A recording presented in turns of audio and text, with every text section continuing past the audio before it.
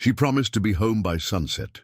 She was never seen again, and for 2 decades, the small town of Millfield pretended it was just another unsolved case, until a renovation crew tore down a wall and found a necklace made of human teeth. If you believe every story deserves to be told, subscribe to this channel. It helps us give voice to those who've been silenced. Millfield, Pennsylvania was the kind of place where nothing bad ever happened. At least that's what they told themselves. The kind of town where front doors remained unlocked at night and children played unsupervised until streetlights flickered on. In 1994, it was a community suspended in amber, preserved in its own comforting mythology of safety and innocence. Summer that year had been unusually warm. Heat shimmered off sidewalks, and tempers occasionally flared like matches struck against the humidity. But life moved on as it always had, slow, predictable, secure, until August 17th. 16-year-old Jessica Winters was a quiet presence in Millfield. Neither popular nor outcast, she existed in that invisible middle ground of high school hierarchy. She loved photography, filling notebooks with images captured on her prized Polaroid camera, snapshots of ordinary moments she somehow made extraordinary. Her straight brown hair often fell across her face as she bent over her photographs, arranging them in careful patterns only she understood. On that sweltering Wednesday afternoon, Jessica told her mother she was going to take pictures at Carver's Pond, a secluded spot at the edge of town where the light bounced off the water just right around sunset. It was a familiar routine. She'd be back for dinner, nothing unusual, except Jessica never came home. And what began as concern, then panic, then a frantic community-wide search, eventually faded into something worse. Resignation, a case gone cold. A girl who simply vanished, as if the town had somehow swallowed her whole. Her disappearance became a cautionary tale, whispered to children who stayed out too late. For 20 years, Jessica Winters remained missing. Her bedroom preserved like a museum by parents who refused to move away just in case. Her final school photo annually reprinted in the local paper on the anniversary of her disappearance. But the active searching had stopped. The police file gathered dust. Life in Millfield tentatively resumed until March 12, 2014. The old Blackwood house at 437 Maple Street was being gutted for renovation. The property had changed hands several times since the 1990s, becoming increasingly dilapidated with each new owner. When contractor Ray Simmons swung his sledgehammer into the living room wall, he expected to find outdated insulation and maybe some old wiring. Instead, he found a necklace, a handcrafted string of what appeared to be small ivory beads, yellowed with age, nestled in the space between the studs. Upon closer inspection, Ray realized with dawning horror what he was holding. They weren't beads, they were human teeth. Jessica Lynn Winters was born on April 3, 1978, the only child of Thomas and Eleanor Winters. Thomas managed the local hardware store, while Eleanor taught 2nd grade at Millfield Elementary. They were ordinary people, hard-working, respected, unremarkable in ways that made them practically invisible in the community's daily rhythms. Friends would later describe Jessica as thoughtful and observant. She wasn't the girl who commanded attention when she entered a room. Rather, she was the one who noticed things others missed. The changing patterns of light across the school parking lot, the way her chemistry teacher's hands trembled slightly when he wrote on the blackboard, how the popular girls always touched their hair 17 times during lunch period. She counted, catalogued, recorded. Her bedroom walls were covered not with posters of celebrities or musicians, but with her own photographs, ordinary objects captured from unexpected angles. A rusted bicycle chain, the shadow of a bird on wet concrete, her mother's hands kneading bread dough. She saw beauty in things most people overlooked, Eleanor would tell investigators, her voice breaking. She was teaching herself to see the world differently. Jessica's diary, found untouched on her desk after her disappearance, revealed a teenager with a rich inner life. She wrote about feeling invisible at school, but not in a way that suggested despair. Instead, she seemed to view her social position as advantageous, a perfect vantage point from which to observe others without being observed herself. "Nobody really sees me," she wrote 3 months before she vanished. "It's like having a superpower." Her few close friends described a girl who listened more than she spoke, who preferred one-on-one conversations to groups, who could be unexpectedly funny in her quiet observations. "She wasn't sad or depressed or anything people might think," said Rebecca Holloway, who had known Jessica since elementary school. "She was just contained, like she had this whole universe inside her that most people never got to see." Jessica's photography teacher, Martin Walsh, recognized something special in her work. There was an intimacy to her photographs that was unusual for someone so young, he later told police. "She had this ability to make you feel like you were seeing something private, something not meant for public viewing." In the weeks before she disappeared, Jessica had been working on a new photography project, one she kept mostly to herself. Her mother recalled seeing her daughter hunched over contact sheets, sorting through images with unusual intensity. "She wouldn't let me see them," Eleanor said. "That wasn't like her. She usually shared everything with me." The last image in Jessica's camera, recovered from her bedroom after she vanished, was a blurry photograph of the Blackwood house, the same house where, 20 years later, a necklace of human teeth would be discovered hidden within its walls. In the photo, barely visible in a second-floor window, was the indistinct outline of a face watching the street below. August 17, 1994, began as unremarkably as any other summer day in Millfield. The mercury had already climbed to 87 degrees by 9 in the morning, promising another day of oppressive heat. Eleanor Winters prepared breakfast while Jessica sorted through her camera equipment at the kitchen table, carefully cleaning lenses and checking film. She was particularly methodical that morning, Eleanor would later recall, like she was preparing for something important. Jessica's plan for the day was simple. She would spend the morning in her darkroom, a converted closet where she developed her photographs, then head to Carver's Pond in the late afternoon to capture the sunset reflecting off the water. It was a location she frequented often, drawn to the way the light fractured across the surface in what she called liquid gold. At 12:37 p.m., Jessica called her friend Rebecca. The conversation lasted 4 minutes. Rebecca would later tell investigators that Jessica seemed normal, even excited about her photography project. They made tentative plans to meet the following weekend to see a movie. There was nothing in her voice that suggested she was afraid or in trouble, Rebecca insisted. She talked about the future. People who are planning to disappear don't make movie plans.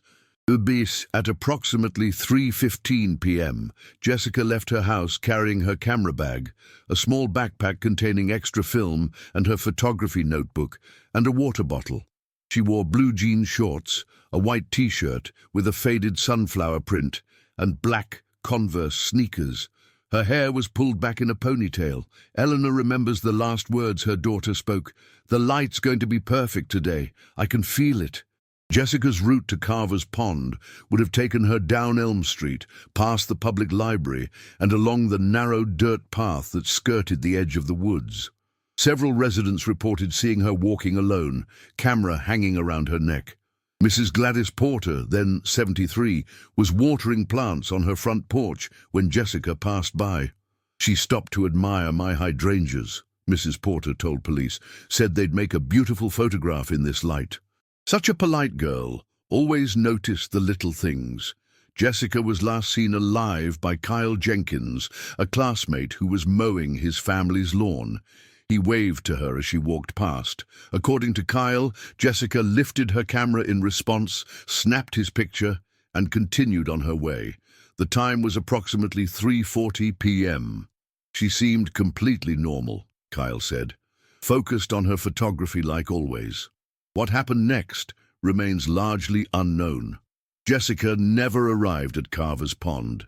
At least, no one reported seeing her there that afternoon. When she failed to return home for dinner by 7 p.m., Eleanor began calling her daughter's friends.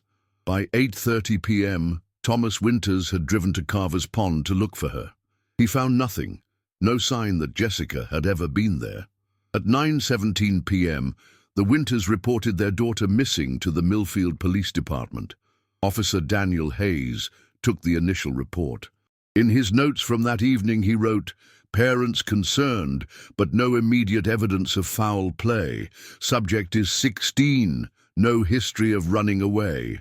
Left house voluntarily to take photographs. Will follow up in morning if subject does not return home." But Jessica didn't return home that night, or the next, or ever. The only trace found during the initial search was Jessica's water bottle, discovered in a ditch approximately halfway between her home and Carver's Pond. There were no signs of struggle, no dropped camera equipment, no blood evidence.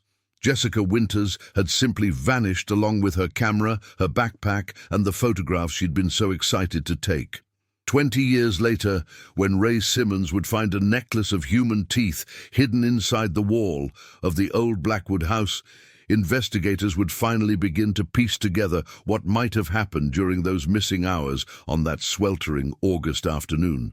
And the truth would prove far more horrifying than anyone in Millfield had imagined. By dawn, on August 18th, Thomas and Eleanor Winters had not slept. They sat rigid at their kitchen table, empty coffee mugs between them, jumping at every creak of the house and distant car engine. Hope and dread battled in the air between them. "She's never done anything like this before," Eleanor repeated, a mantra that was part prayer, part desperate assertion to the universe. She would never worry us on purpose. When Officer Hayes returned to the Winters home at 8 a.m., his demeanor had shifted. The dismissive patience of the previous evening was gone, replaced by methodical professionalism. Jessica's continued absence had upgraded her case from teenage rebellion to genuine concern. By noon, a search party had formed in the high school parking lot. Neighbors, teachers, Jessica's classmates. Over 70 people divided into teams, assigned search grids, and dispersed throughout Millfield, with photocopied pictures of a smiling girl who had simply failed to come home. The community response was immediate and overwhelming, recalled Pastor Jim Lawson, who organized many of the volunteer searches. In a town like Millfield, every child belongs to all of us in some way. Jessica's disappearance felt personal to everyone. Thomas Winters led a team toward Carver's Pond, retracing the route his daughter should have taken. Eleanor stayed home by the phone, a neighbor's arm around her shoulders, as she answered the same questions from different officers, her voice growing flatter with each retelling. By evening, Jessica's school photograph was being distributed to businesses throughout town. Local news stations ran brief segments about the missing teenager. The Millfield Police Department, consisting of just 7 full-time officers, requested assistance from the county sheriff. "We knew we were out of our depth," Officer Hayes would later admit. "Small towns like ours didn't have protocols for missing teenagers who weren't runaways. We were making it up as we went along." On day 3, when Jessica's water bottle was discovered in a roadside ditch, the investigation changed tone. State police became involved.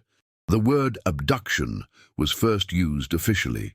Eleanor collapsed upon hearing the news and was briefly hospitalized for exhaustion and dehydration. Thomas Winters, always the quieter of the two, transformed before the town's eyes. The mild-mannered hardware store manager became a man possessed, sleeping only in short bursts, leading search parties until his feet blistered, tacking up flyers until his fingers bled from paper cuts.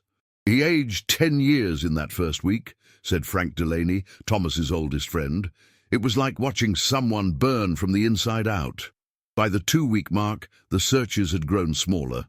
News vans, which had briefly descended on Millfield like locusts, moved on to fresher tragedies. The Winters established a modest reward for information, $5,000, nearly their entire savings. But no credible leads emerged. Jessica's empty bedroom became a shrine. Eleanor refused to change the sheets, convinced they still held her daughter's scent. She sat for hours on the edge of the bed, staring at the photographs that covered the walls, as if they might reveal some clue, some message Jessica had left behind.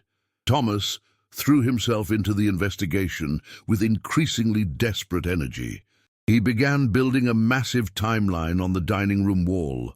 Index cards, string, maps, and photographs, creating a chaotic constellation of information and speculation. He was trying to solve a puzzle without all the pieces, his sister Margaret explained years later. It was the only way he could maintain any sense of control. The police investigation slowed as autumn approached. The initial flurry of interviews and evidence collection yielded nothing substantial. Jessica's case file grew thick with statements and theories, but thin on concrete leads. On what would have been Jessica's first day of junior year, Eleanor Winters returned to her classroom at Millfield Elementary. Her hands shook as she wrote her name on the blackboard. Her second graders, too young to fully understand the tragedy that had engulfed their teacher's life, watched her with solemn curiosity. "Routine is important," she told concerned colleagues. "Jessica would want me to keep teaching, but at home the routine had been shattered beyond repair. The Winters no longer ate meals at the dining room table, now covered with Thomas's obsessive investigation materials. They spoke less and less as the weeks dragged on. The telephone, once anxiously monitored, rang less frequently. In October, 2 months after Jessica vanished, the Millfield Police Department officially classified her case as a suspected abduction.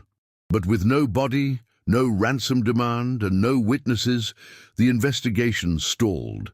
The dedicated task force was reduced to a single detective checking in periodically.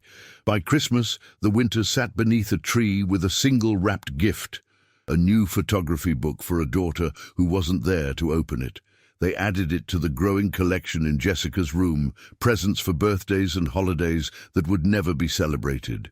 "The not knowing is the worst part," Eleanor confided to Pastor Lawson. "If she's gone, I want to bury my child. If she's alive somewhere, I want to find her. This limbo is a special kind of hell." What no one in the Winters family knew then was that less than a mile from their home, behind the walls of the old Blackwood house, evidence of their daughter's fate was already hidden. A macabre necklace strung with human teeth that would remain undiscovered for another 20 years. As weeks stretched into months following Jessica's disappearance, subtle changes rippled through Millfield. Beneath the surface of communal grief and solidarity, certain behaviors began to stand out to those paying close attention. Robert Blackwood, the 67-year-old owner of the house on Maple Street, became increasingly reclusive. Previously known as a meticulous gardener who spent hours tending his roses, neighbors noticed his yard falling into disrepair. The curtains in his windows remained perpetually drawn. His garbage cans sat empty on collection days. He was always a bit of a loner, but after that girl went missing, something changed, recalled Martha Simmons, who lived across the street. It was like he turned into a ghost himself. When questioned during the initial canvass of the neighborhood, Blackwood claimed to have been visiting his sister in Harrisburg the day Jessica disappeared. His sister confirmed this alibi, though investigators would later discover she suffered from early-stage dementia and struggled with dates and times. More curious was Blackwood's abrupt decision to sell his house in November 1994, just 3 months after Jessica vanished. The property, which had been in his family for generations, was sold significantly below market value to an out-of-state buyer who never actually moved in. "It was strange timing," admitted Detective Warren Phillips, who inherited Jessica's case in 1995. "But without any connection between Blackwood and Jessica, we had no grounds to consider him a suspect, rather than just an eccentric old man making odd decisions." Another figure whose behavior raised quiet questions was Jessica's photography teacher, Martin Walsh. In the weeks following her disappearance, Walsh displayed what some colleagues described as excessive grief, beyond what might be expected for a teacher mourning a student. He cancelled classes for a week, remembered the school principal, Dr. Helen Carter. When he returned, he packed up all the darkroom equipment and announced he was switching to digital photography exclusively. It was a dramatic change to the curriculum mid-semester. Walsh was particularly interested in Jessica's final photography project, the one she had been working on before she disappeared. He repeatedly asked the Winters if he could see her most recent photographs to help with the investigation.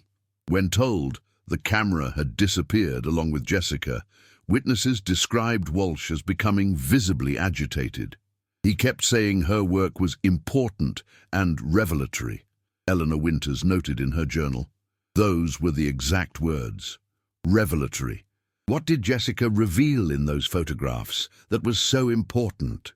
Walsh was interviewed 3 times by police, but maintained he had a purely professional interest in his students' work. He provided a solid alibi for the afternoon of August 17th. He was teaching a summer photography workshop at the community college 30 miles away, with multiple witnesses confirming his presence. Perhaps most disturbing were the subtle changes in Kyle Jenkins, the classmate who was the last known person to see Jessica alive. In the months following her disappearance, the once outgoing football player became withdrawn. His grades dropped dramatically. He quit the team mid-season. His mother attributed the changes to trauma, the guilt of being the last to see Jessica combined with the natural hormonal turbulence of adolescence. But others noticed more specific behavioral shifts. He developed this weird obsession with photography, said his former girlfriend, Amber Collins. He'd never shown any interest before, but suddenly he was taking pictures of everything, developing them himself in a makeshift darkroom in his parents' basement. It was like he was trying to, channel her somehow. When Jenkins was questioned about this new hobby, he claimed it was his way of honoring Jessica's memory. But investigators noted he became defensive when asked if Jessica had ever shared her photographs with him. "Why would she?" he reportedly snapped. "I barely knew her." This contradicted statements from other students who described Jenkins and Jessica as having a casual friendship, occasionally walking home together when their paths aligned. One teacher recalled seeing them in intense conversations several times in the weeks before Jessica disappeared. Then there was the matter of Jessica's diary. The volume found on her desk ended in early July, more than a month before she vanished. Her mother insisted Jessica had been writing in a diary the very night before her disappearance. "She wrote every single day without fail," Eleanor maintained. "The diary we found was full. There must have been a new one she started." This missing diary became a fixation for Thomas Winters. He became convinced it contained crucial information about his daughter's final days, perhaps even clues about where she had gone or whom she had met. Throughout the fall of 1994 and into 1995, these behavioral anomalies accumulated like dust in the corners of the investigation, noticed but never fully connected into a cohesive pattern. Individual oddities were rationalized away as grief reactions or coincidences. No one thought to look inside the walls of the old Blackwood house, now sitting mostly vacant as ownership changed hands through a series of absentee landlords. No one connected the strange behaviors of a reclusive old man, an overly invested teacher, and a suddenly photography-obsessed teenager, and no one knew about the necklace, a grotesque trophy carefully hidden within the structure of the house itself, teeth strung together like macabre pearls, waiting to be discovered. It would take 20 years and a swing of a sledgehammer for these scattered behavioral breadcrumbs to finally lead towards something resembling the truth. 7 months after Jessica's disappearance, on a rain-soaked March afternoon in 1995, 12-year-old Danny Harper made a discovery that briefly reignited the investigation. Danny, an avid bird watcher, was tracking a pair of cardinals in the woods that bordered the eastern edge of Millfield, when he stumbled upon something partially buried beneath a rotting log, a camera bag, its once black fabric now mottled with mold and dirt. I only noticed it because there was a little metal thing shining when the sun came out, Danny explained to officers. Like it was winking at me. The camera bag was quickly identified as Jessica's by her parents. The discovery location was approximately half a mile from Carver's Pond, in an area that had been searched multiple times in the weeks following her disappearance. It couldn't have been there the whole time, insisted Officer Hayes, defensive about the thoroughness of the initial search. Someone placed it there recently. The contents of the bag were puzzling. Jessica's Polaroid camera was missing, as was her photography notebook. What remained were 3 unexposed rolls of film, her student ID card, and a single photograph that had been torn in half. The visible portion showed what appeared to be the corner of a building, later identified as the edge of the Blackwood house. Most curious was a small key taped to the inside pocket of the bag, a key that didn't match any locks in the Winters home. Detective Phillips, now leading the investigation, believed the discovery of the camera bag represented a significant break in the case. Someone wanted this to be found, he theorized. The question is, why now? What changed? A renewed search of the wooded area yielded no additional evidence. No footprints could be recovered due to the recent rainfall. The key was determined to be for a standard padlock, the kind used on storage sheds or lockers, common enough to be untraceable. The timing of the discovery coincided with another development that investigators initially failed to connect. Robert Blackwood had died 2 weeks earlier in a nursing home in Harrisburg. His modest estate, including all personal belongings still stored in the basement of his former home on Maple Street, was being liquidated by a distant cousin who served as executor. Police briefly interviewed the cousin, who claimed no knowledge of Jessica Winters or her disappearance. He granted permission to search the house, but the cursory examination revealed nothing unusual. The basement contained only boxes of old books, holiday decorations, and tools, the accumulated artifacts of Blackwood's solitary life. What investigators didn't know was that they had been mere feet away from a crucial piece of evidence. Behind a false wall in the basement, accessible only through a small crawl space hidden behind a shelving unit, was a narrow room containing a makeshift darkroom setup, complete with developing trays, chemical bottles, and specialized photography equipment. This hidden space would remain undiscovered until 2014, when the house underwent comprehensive renovation. Meanwhile, the found camera bag sparked a brief resurgence of public interest in Jessica's case. Local newspapers ran follow-up stories. The reward for information was increased to $10,000 through community donations. Thomas Winters appeared on a regional television program dedicated to missing persons. It was during this renewed media attention that Martin Walsh, Jessica's photography teacher, abruptly resigned from Millfield High School. His resignation letter cited personal reasons and the need for a fresh start. He moved to Arizona within a month, leaving no forwarding address. When Detective Phillips attempted to re-interview Walsh about the found camera bag, he discovered the teacher had already departed. A colleague mentioned that Walsh had seemed particularly agitated after news of the discovery broke. He kept saying, "That's not where it should be," the colleague recalled. "I assumed he meant the camera itself wasn't in the bag, but looking back, maybe he meant the bag wasn't supposed to be found there at all." Kyle Jenkins, now a senior preparing for graduation, also reacted strongly to the discovery. According to his then-girlfriend, he suffered a panic attack when the news broke, becoming physically ill and missing 3 days of school. He kept saying it was his fault, she told investigators years later. "At the time, I thought he meant it was his fault for not walking with her that day. Now I'm not so sure what he meant." Despite the promising lead, the investigation again stalled. The torn photograph yielded no useful evidence. The key opened no known locks. The camera bag, while confirming Jessica had indeed been on her way to take photographs that day, provided no clues about what had happened to her afterward. By summer, Jessica's case had once again receded from public consciousness. The Winters continued their private search, but with diminishing support. Thomas's wall of evidence grew, becoming increasingly convoluted with tenuous connections and desperate theories. Eleanor, meanwhile, began to withdraw.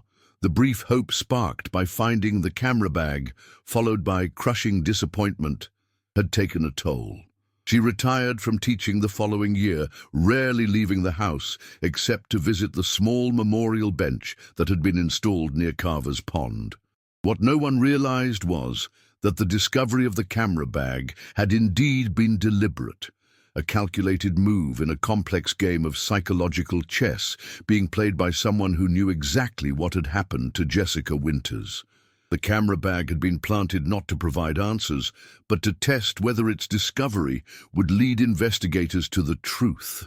When it failed to do so, the perpetrator grew bolder, secure in the knowledge that the most damning evidence remained safely hidden within the walls of the old Blackwood house. The teeth, carefully extracted and strung into a necklace, remained undisturbed, a grotesque trophy of a crime that Millfield had already begun to forget. As 1995 faded into 1996 and then into subsequent years, Jessica Winters transitioned from a missing person to a memory. A cautionary tale whispered among Millfield teenagers, a tragedy recalled with performative sadness at community gatherings, a cold case file that gathered dust in the back of a filing cabinet at the police station. The annual press conferences on the anniversary of her disappearance grew smaller. By the 5th year, only one local reporter attended. By the 10th, they stopped altogether. Thomas and Eleanor Winters separated in 1997, though neither ever filed for divorce. Thomas moved into a small apartment above the hardware store where he continued to expand his investigation board until it covered every available wall. Eleanor remained in their family home, preserving Jessica's room exactly as it had been on the day she disappeared, a time capsule of teenage life frozen in 1994. "It wasn't that they stopped loving each other," explained Margaret, Thomas's sister. "It was that they couldn't bear witnessing each other's grief anymore. Every time they looked at one another, they saw Jessica's absence reflected back."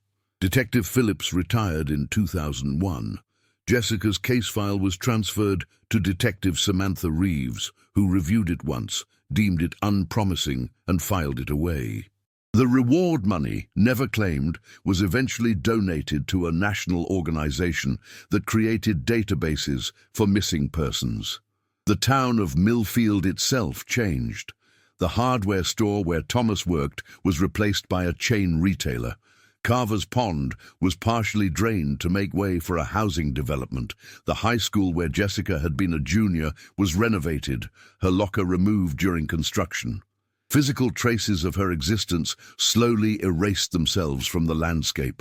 Kyle Jenkins graduated in 1996 and left for college in California, never returning to Millfield even for holidays. His parents eventually moved to Florida. His high school photography phase ended as abruptly as it had begun, left behind like so many teenage interests. Martin Walsh established himself as a moderately successful commercial photographer in Phoenix, specializing in architectural photography. He never taught again, though he occasionally gave workshops at community centers. When contacted by Millfield Police in 2004 during a routine cold case review, he provided the same answers he always had, his voice reportedly detached and practiced. The Blackwood house on Maple Street continued its slow decay. It changed ownership 4 times between 1994 and 2014, but was never occupied for longer than 18 months by any single resident. Local children began to call it the ghost house, claiming to see strange lights in the windows at night and hearing phantom sounds from within its walls. In reality, the house was simply settling, foundation shifting, pipes contracting, wood warping with age and neglect. No one heard the faint scratching behind the living room wall where a necklace of teeth lay hidden, the plaster around it occasionally crumbling as the house aged, revealing tiny glimpses of its macabre secret before darkness concealed it once again. Thomas Winters died in 2009 of a heart attack, found slumped over his investigation notes, a magnifying glass still clutched in his hand. The funeral was sparsely attended. Eleanor sat alone in the front pew, a photograph of Jessica clutched to her chest. "He died of a broken heart," Pastor Lawson said in his eulogy. 15 years of searching without answers would break anyone. After Thomas's death, Eleanor finally packed away his investigation materials, dozens of boxes of notes, theories, maps, and timelines. She stored them in Jessica's room, which now served as a repository for both her husband's obsession and her daughter's interrupted life.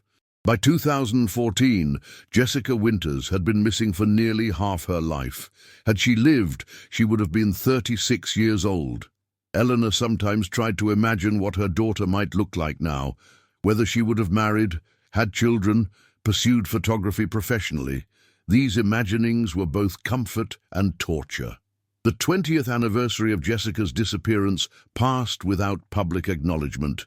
No newspaper articles, no televised retrospectives, no community vigils. Even Eleanor, now in her 70s and increasingly frail, marked the day privately. Placing flowers on the memorial bench that few people remembered was dedicated to her daughter. Millfield had moved on. New tragedies had occurred. New gossip circulated. New families moved in who had never heard of Jessica Winters. Her story became urban legend, details blurring and transforming with each retelling until the truth was indistinguishable from fiction. What remained factual was this: a 16-year-old girl had vanished on a summer day in 1994. Despite extensive searches, no body was ever found. No convincing suspect was ever identified. No conclusive evidence was ever discovered. Until March 12, 2014, when Ray Simmons swung his sledgehammer into the living room wall of the old Blackwood house and revealed a secret that had been hiding in plain sight for 2 decades. The teeth, 13 of them strung on fishing line, each one carefully drilled through the root, would finally begin to tell the story that Millfield had been too afraid to hear. Ray Simmons had been in construction for 27 years. He'd found plenty of strange things inside walls: dead mice, old newspapers, forgotten toys, even a stash of Prohibition-era whiskey bottles once. But nothing had prepared him for the necklace. "At first, I thought it was some kind of weird art project," he told police later. "Then I realized what I was holding and nearly threw up right there." Ray immediately called the Millfield Police Department. Officer Jenna Martinez was first on the scene, a rookie who had been with the force less than a year. She secured the area and contacted her superior, Detective Michael Torres. Torres, who had lived in Millfield his entire life, recognized the significance of the address immediately. He had been just 12 years old when Jessica Winters disappeared, but the case had left an indelible impression on him. It was partly why he'd become a police officer in the first place. "I need you to treat this exactly like a fresh crime scene," he instructed Martinez over the phone. "Full protocol. Don't let anyone touch anything." By noon, the old Blackwood house was surrounded by police tape. Forensic specialists from the state crime lab arrived by early afternoon. The necklace was carefully photographed in situ, then removed using sterile instruments and placed in an evidence container. Initial examination confirmed what everyone feared. The teeth were human. 13 permanent teeth, appearing to be a complete set from a single individual, minus 3 molars. The forensic odontologist noted tool marks consistent with careful extraction. Each tooth had been drilled through the root to accommodate the fishing line that strung them together. "Whoever did this had some knowledge of dental anatomy," noted Dr. Susan Chen, the forensic specialist. "The extractions were clean, methodical, not rushed or haphazard." The discovery made national news within hours. Reporters descended on Millfield once again, camped outside the police station and the old Blackwood house. Longtime residents who remembered Jessica's disappearance found themselves recounting the story to television cameras, memories suddenly sharpened by the horrific new evidence. Eleanor Winters, now 72, learned about the discovery while watching the evening news in her assisted living facility. Staff reported that she became unresponsive for several hours afterward, staring silently at the wall. When Detective Torres visited her the following day, she asked only one question: was it her? Torres couldn't answer yet. DNA testing would take time, and the comparison would be difficult given the age of the teeth and the lack of Jessica's dental records. Her childhood dentist had retired and destroyed his records years earlier. Meanwhile, the forensic team meticulously dismantled the entire wall where the necklace had been found. Behind the drywall, etched directly into the wooden stud, they discovered a crude carving, a series of lines that resembled a tree or perhaps a lightning bolt. Below it, in small, neat lettering, J.W. 8, 1794. Jessica's initials. The date she disappeared. The hidden room in the basement was discovered next, the makeshift darkroom concealed behind the false wall. Years of dampness had degraded much of what had been stored there, but investigators recovered several containers of photographic chemicals, specialized equipment for developing film, and most significantly, a metal lockbox secured with a padlock. The key from Jessica's camera bag, found 7 months after her disappearance and preserved in evidence storage for 20 years, fit perfectly. Inside the lockbox, protected from the basement's humidity by a layer of plastic wrap, were dozens of photographs. Most were Polaroids, their distinctive square format immediately identifiable despite the yellowing that comes with age. They had been carefully arranged in chronological order, each one dated in the same neat handwriting that had etched Jessica's initials into the wall stud. The photographs told a story that made even veteran investigators pause. They were all of the Blackwood house, taken from various angles at different times of day over what appeared to be several weeks leading up to Jessica's disappearance. Some showed the exterior, unremarkable shots of an aging Victorian home. Others were more concerning, close-ups of windows, particularly the second-floor bedroom. Several captured Robert Blackwood himself, photographed through windows or from behind trees, an elderly man unaware he was being observed. The final photographs were the most disturbing. They showed the hidden darkroom in the basement, photographed as if the photographer had been standing inside it, equipment laid out neatly on makeshift tables, chemical trays arranged in precise order, a chair positioned in the center of the room, empty, waiting. She wasn't taken, Detective Torres realized, the evidence reshaping the narrative that had defined this case for 2 decades. She was hunting something, or someone. The grim discovery sent shockwaves through Millfield, resurrecting questions long buried beneath the comforting amnesia of time. The necklace and photographs demanded a complete re-examination of everything the town thought it knew about Jessica Winters and her disappearance. DNA testing confirmed what many had already suspected. The teeth in the necklace belonged to Jessica Winters. Mitochondrial DNA extracted from the dental pulp matched samples taken from Eleanor Winters. The estimated age of the teeth aligned with a 16-year-old girl. The careful preservation had kept the evidence intact, a gruesome time capsule waiting to be discovered. With this confirmation, the investigation accelerated. Detective Torres assembled a new task force dedicated solely to Jessica's case, including several officers who had worked the original investigation in 1994. "It's not just about closing a cold case anymore," Torres told his team. "It's about understanding why a 16-year-old girl was taking surveillance photographs of an old man's house, and how she ended up with her teeth extracted and hidden in his wall." The photographs from the lockbox were analyzed by forensic specialists. The dating system Jessica had used allowed them to create a timeline of her activities in the weeks before her disappearance. The earliest photographs dated back to early July, around the same time her known diary ended, suggesting she had indeed started a new one, as her mother had always maintained. That diary remained missing, but the photographs themselves told a partial story.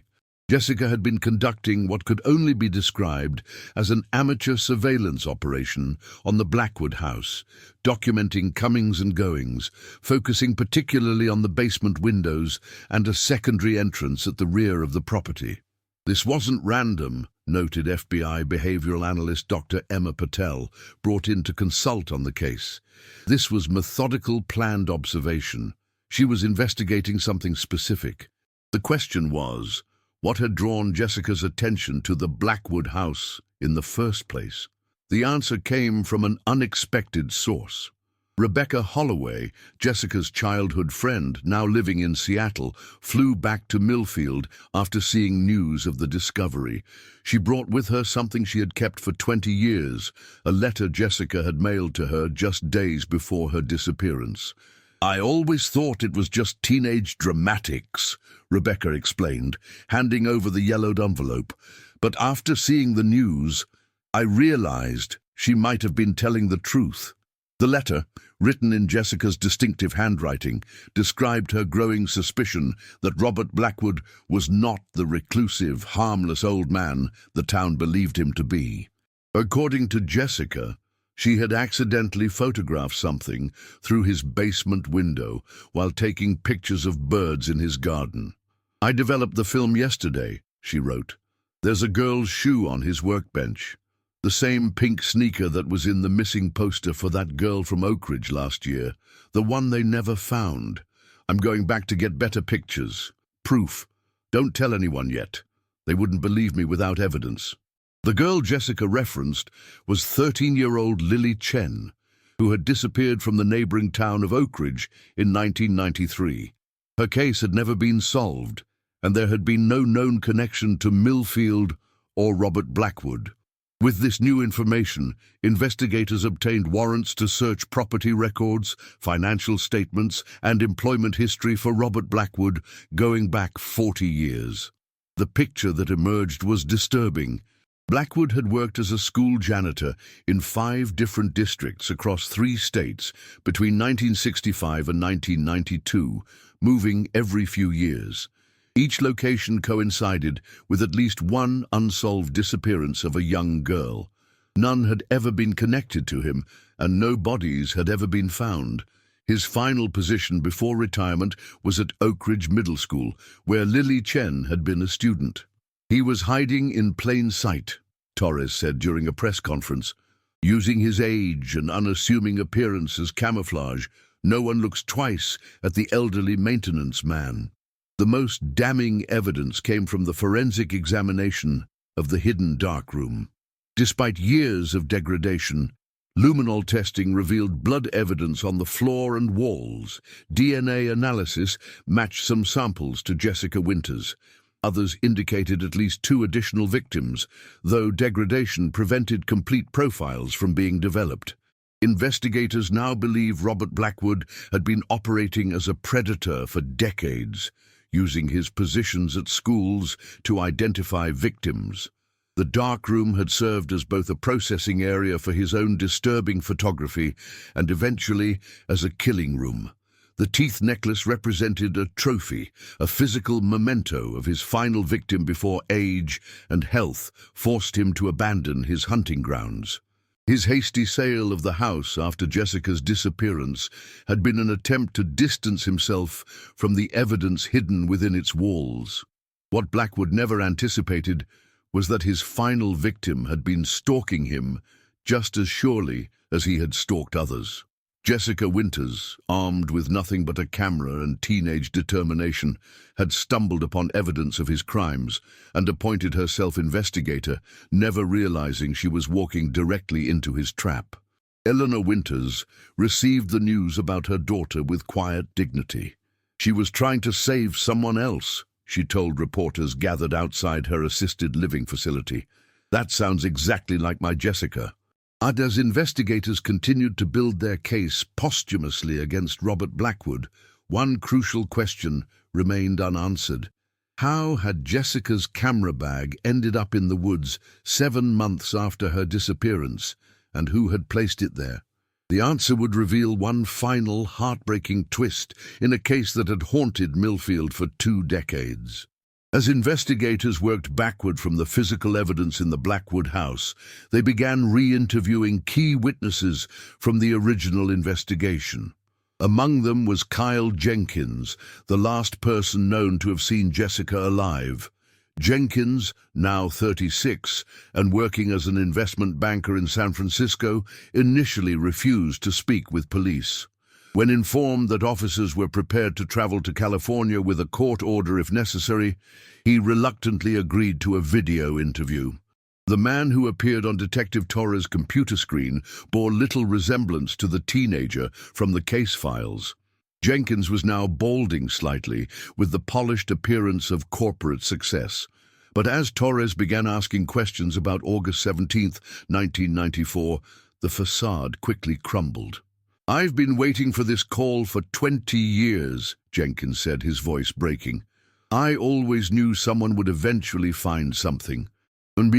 What followed was a confession that rewrote the final chapter of Jessica Winter's story once again.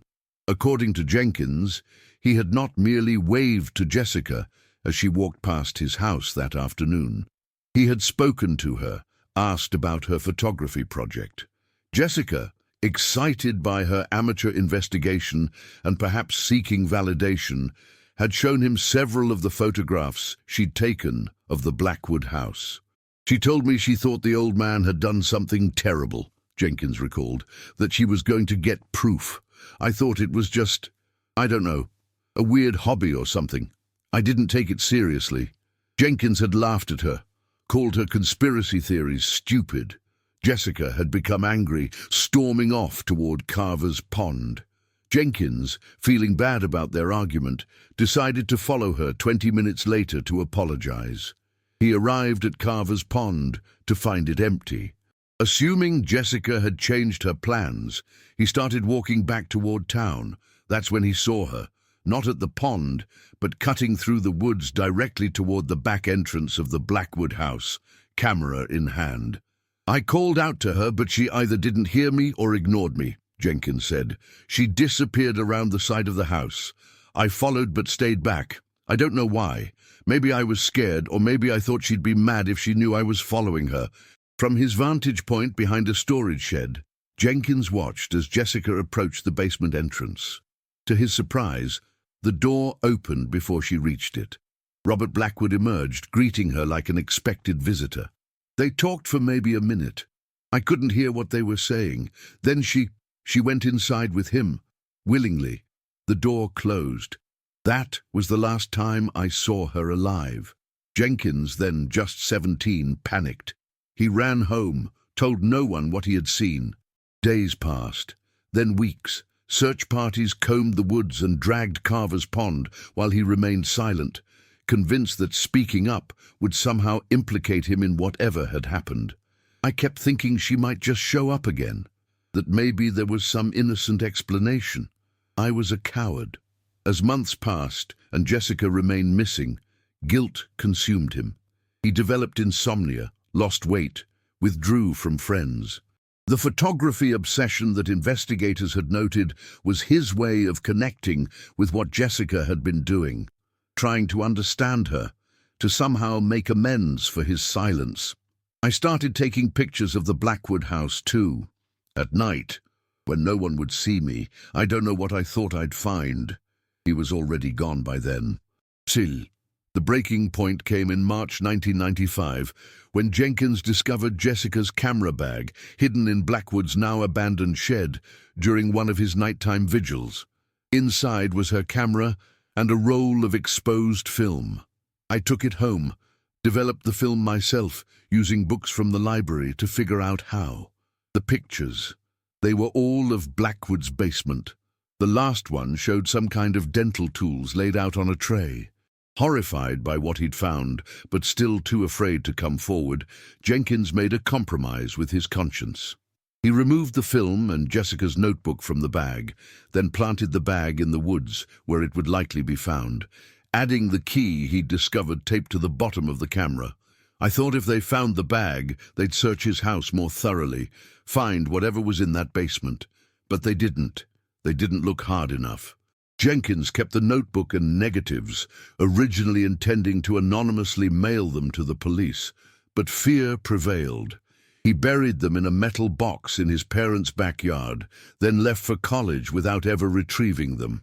The property had since been redeveloped into condominiums, the evidence likely destroyed during construction. "I've lived with this every day for 20 years, Jenkins concluded, knowing I could have saved her if I'd just told someone what I saw, or knowing I could have helped find her killer sooner if I'd been brave enough to come forward with what I found." Detective Torres arranged for Jenkins to return to Millfield to provide a formal statement. Upon arrival, he was arrested and charged as an accessory after the fact, a charge that would later be reduced in exchange for his continued cooperation. The final piece of the puzzle fell into place when forensic analysis of the tooth necklace revealed something unusual. The drilling through the roots of each tooth showed different tool marks than the extractions themselves. The two procedures had been performed by different people. "Blackwood extracted the teeth," explained Dr. Chen, "but someone else created the necklace afterward. The drilling for the string was done with a different instrument, likely years later." Records showed that following Blackwood's death in 1995, all his personal effects were claimed by his cousin, David Walsh, who had been executor of his estate. David Walsh was Martin Walsh's father. When police located Martin Walsh in Phoenix, they discovered his apartment filled with photography of a very different nature than the architectural work he displayed professionally. Hidden in a false ceiling were thousands of images, some featuring Jessica Winters, others showing young women who remained unidentified. Most disturbing were journals detailing a decades-long obsession with Robert Blackwood, whom Walsh described as his mentor and teacher. The two had apparently formed a relationship when Walsh was a troubled teenager, bonding over photography and darker shared interests. Blackwood taught him how to hunt with a camera first, then escalated, explained Dr. Patel after reviewing the journals. It was a predator apprenticeship.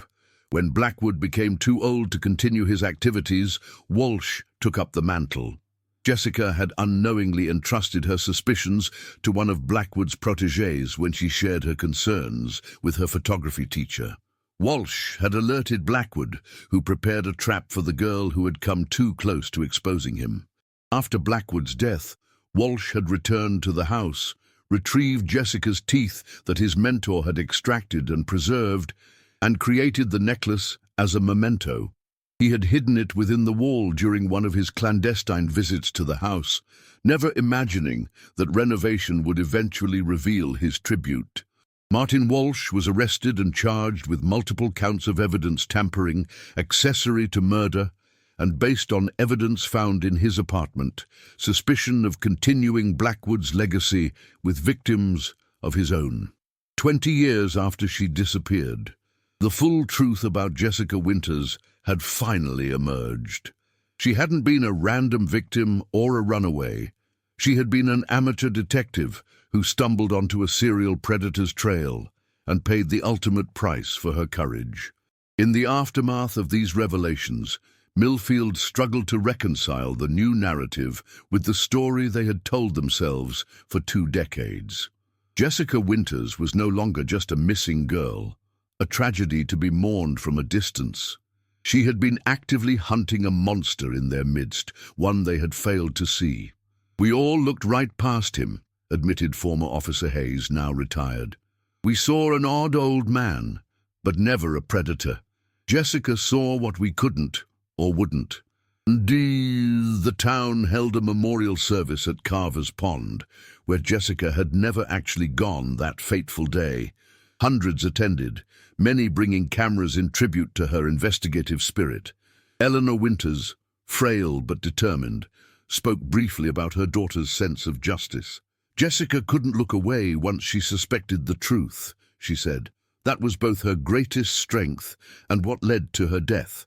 She was braver at 16 than most of us will ever be." Thomas's obsessive investigation notes, preserved by Eleanor all these years, were reviewed by Detective Torres. Among the seemingly random connections and desperate theories were several references to Robert Blackwood, notes about his sudden departure, questions about his employment history, even a crude map of his property. Thomas Winters was on the right track, Torres acknowledged. He just didn't have the resources or authority to pursue it properly. The system failed this family twice. First, when we couldn't find Jessica, and again when we dismissed her father's suspicions. Kyle Jenkins, after providing his full testimony, pled guilty to reduced charges of evidence tampering and obstruction of justice. The judge, taking into account his age at the time and his eventual cooperation, sentenced him to probation and community service, working with organizations dedicated to finding missing children. "I can't change what I did, or didn't do, 20 years ago," Jenkins told the court, "but I can make sure other children are found, other killers are caught. I owe Jessica that much." Martin Walsh's arrest led investigators to evidence connecting him to 3 additional disappearances across Arizona and New Mexico. His trial became a media sensation, the photographer turned predator representing a terrifying perversion of artistic observation into predatory surveillance. The hidden darkroom in the Blackwood house was preserved as evidence, then permanently sealed after the investigation concluded.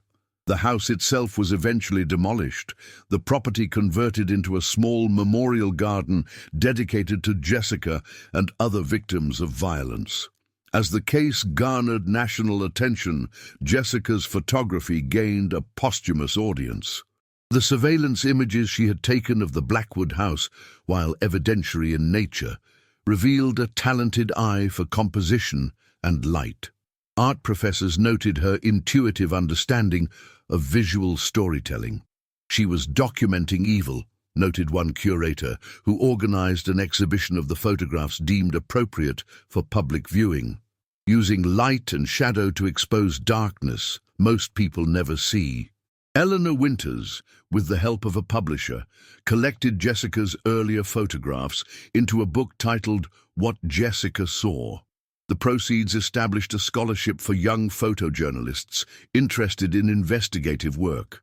The first recipient was a girl who used photography to document environmental violations in her rural community, another teenager using a camera to seek truth and justice. For the residents of Millfield, particularly those who had known Jessica, the revelations forced a painful reckoning.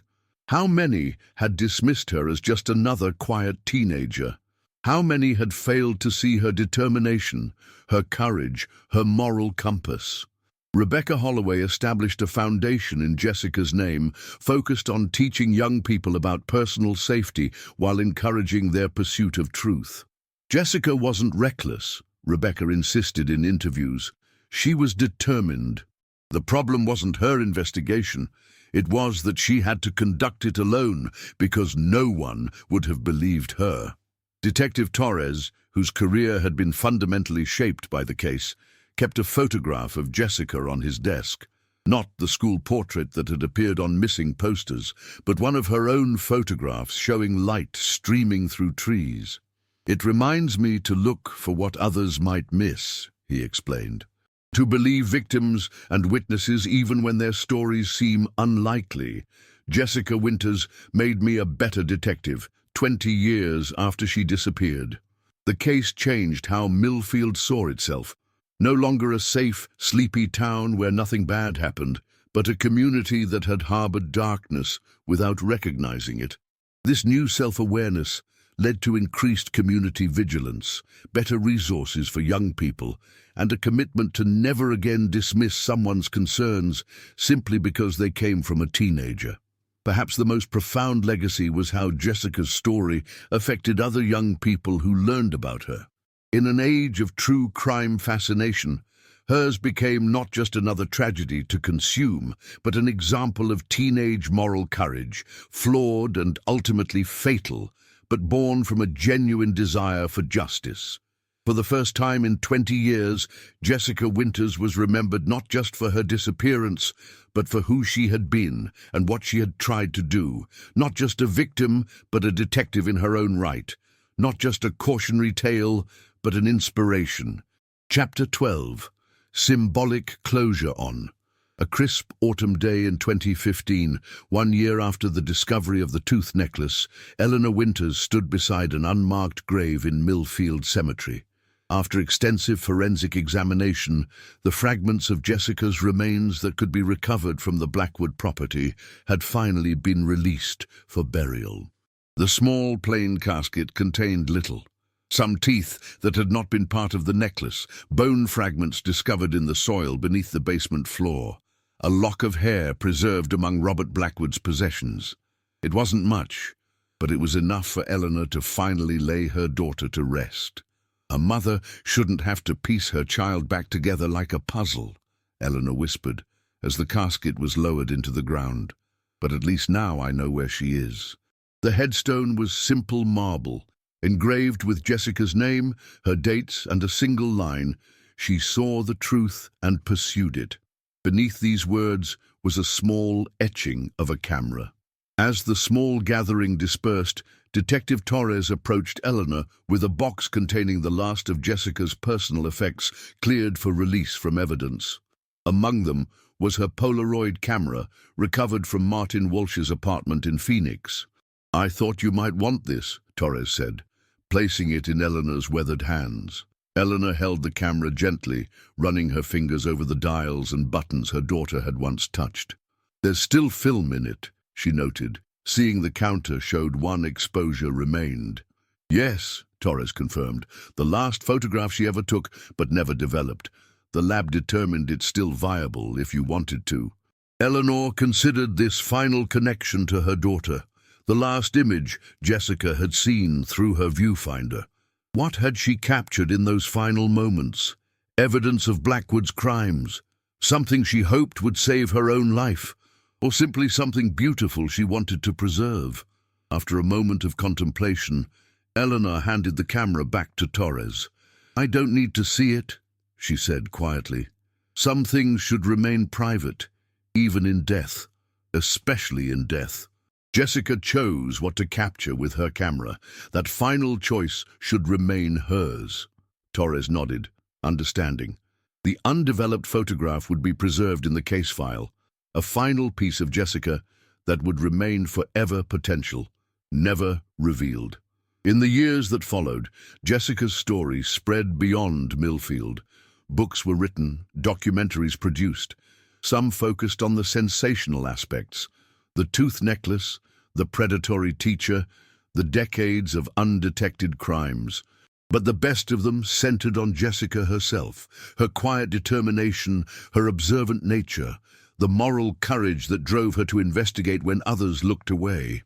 Young photographers cited her as an influence, not for her technical skill but for her purpose. Journalism schools used her story to discuss the ethics and risks of amateur investigation. Parents pointed to both her bravery and the tragic consequences of her solitary pursuit of justice. Eleanor Winters lived long enough to see her daughter's legacy take shape. She died peacefully in 2019, 5 years after Jessica's remains were discovered. She was buried beside her daughter and her husband, the family finally reunited. The memorial garden on the former Blackwood property flourished. Community members maintained it voluntarily, planting new flowers each spring. At its center stood a sculpture commissioned by the town, a bronze camera on a pedestal, its lens pointed toward the sky. Once a year, on the anniversary of the discovery that finally solved the case, photographers from around the country gathered in Millfield. They took pictures throughout the town, focusing not on tragedy, but on the ordinary beauty Jessica had once captured. Light through leaves, reflections in windows, moments easily overlooked. The event, called simply Seeing, concluded each year at sunset at Carver's Pond, where participants captured the liquid gold light Jessica had been seeking on her final day. These photographs were exhibited in the town hall, a reminder that while one camera had documented darkness, thousands now captured light in Jessica's memory. In the evidence room of the Millfield Police Department, a small box remained preserved. Inside was a single undeveloped Polaroid, the last image captured by Jessica Winters on August 17, 1994. Whatever truth that final photograph contained would remain forever unrevealed, a mystery within a mystery finally laid to rest. Some truths, once exposed, change everything.